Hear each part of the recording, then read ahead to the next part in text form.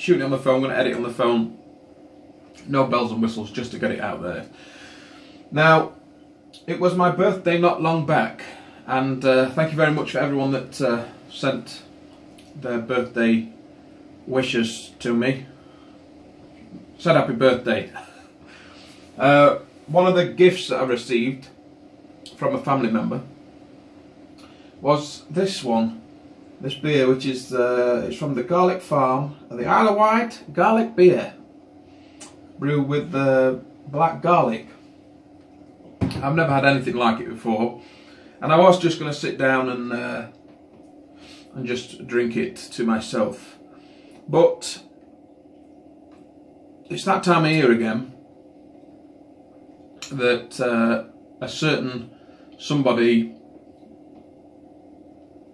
becomes a little bit more present in my mind, and that's Mr. Paul Wicksteed, because it's coming up to the anniversary of his passing again. And when I saw this and the black garlic, it reminded me of the beer he brewed up with black garlic in the SJ Pour Challenge.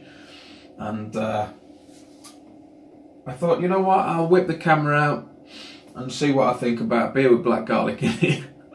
But if you're new to the brewing community, you don't know who Paul Wicksteed is. He was a font of knowledge that sadly passed away. But the good news is his channel is still active. So if you don't know who he is, search for Paul Wicksteed. Time for another one. All his videos are still there. In fact, I was watching a couple not long back, so I've decided that I'm going to be going down the route of a counterflow chiller. And I was actually watching his videos, which are still up, of how he made his. Let me get a bottle opener and we'll crack this beer open. Beer with black garlic. I wonder what it's going to be like.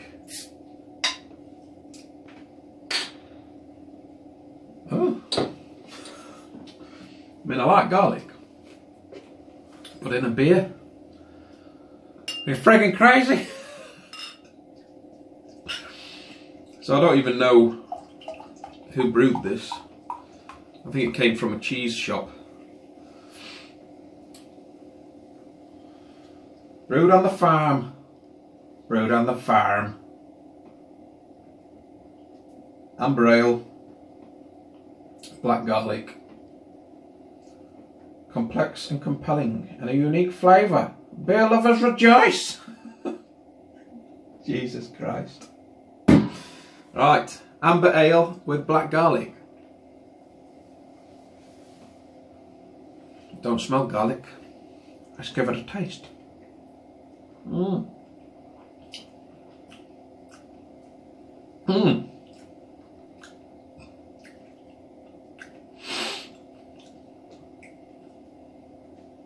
It's quite nice. Mmm.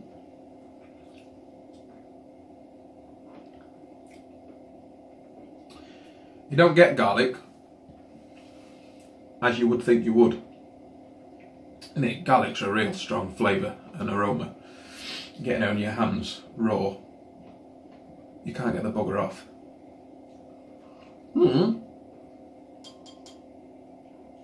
I've heard though, on the grapevine, that it's supposed to impart like a molassesy flavour, which it is doing. I'm definitely getting some of that molassesy bonfire toffee, sort of dark toffee to it. It ain't bad. It ain't bad. They're not winning any awards, I'm sure, but it's not bad at all. So, like I said, I think I'm going to go down the route of counterflow chiller, because I don't necessarily want to have to stick in the wort chiller that I've got now into the pots, because there's going to be elements in there, and it always keeps the water chiller I've got now sort of somewhat out of the water. It's not very efficient. So I'm going to do the chilling outside the pot, and I was going to look at either counterflow or a plate chiller.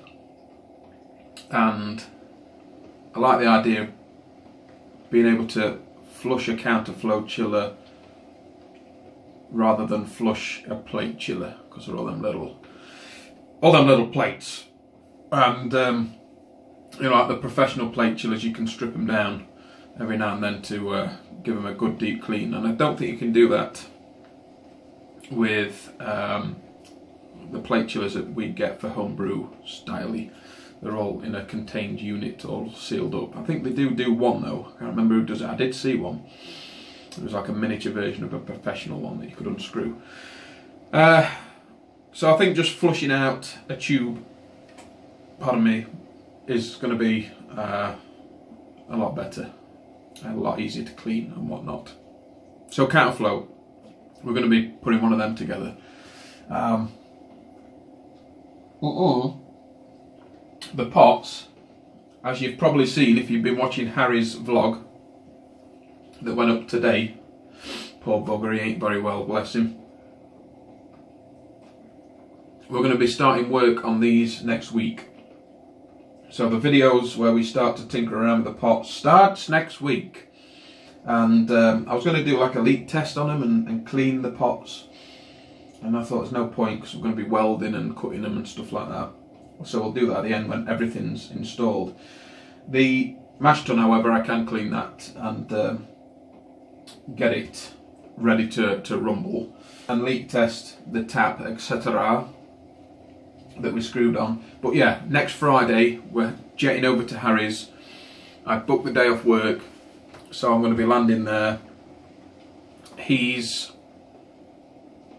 placed the order for the tri-clamp fittings for the elements. So everything I need to tri-clamp the elements into the pots will be arriving with Harry, and then we can get them welded up, or he can get them welded up. I've never done any welding before. I might have a go on a bit of scrap just to see what the crack is with it. It can't be that difficult, can it? Surely not. But I'm looking forward to getting working on them. It feels, I'm sure, like I've been dragging my heels from having them arrive to actually starting on them. But I wanted to make sure I'd got funds ready to pay Harry once the steel arrives for the tri-clamps. And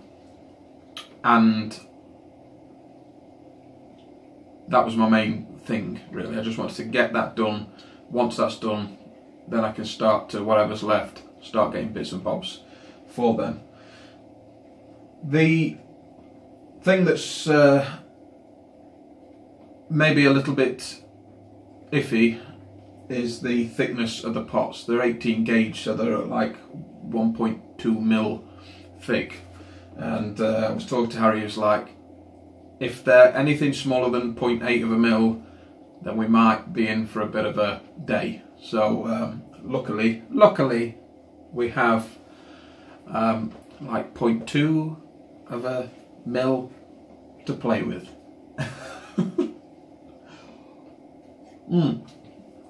But that's going to be happening next Friday, so of course I'll be taking the camera. I'll be doing a proper video about it, about the trip over there and whatnot, and I'm really looking forward to it.